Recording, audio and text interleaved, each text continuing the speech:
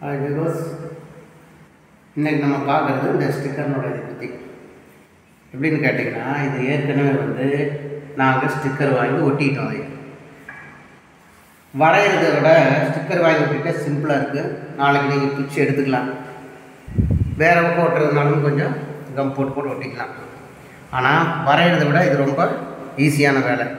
நீங்கள் இது எங்கே வாங்குறதுன்னு யோசிச்சிங்கன்னா, அமேசானில், ஃப்ளிப்கார்டு இந்த மாதிரி வந்து ஆர்டர் போட்டு நீங்கள் வாங்கிக்கலாம். உங்களுக்கு என்ன டிசைன் வேணுமோ சொன்னீங்கன்னா அதே மாதிரி ஆர்டர் போட்டு வாங்கி நீங்கள் செவுத்தில் ஒட்டிக்கலாம். பெட்ரூம்லாம் என்ன குழந்தைங்களுக்கு எப்படி டிசைன் வேணுமோ அந்த மாதிரி போட்டுக்கலாம்.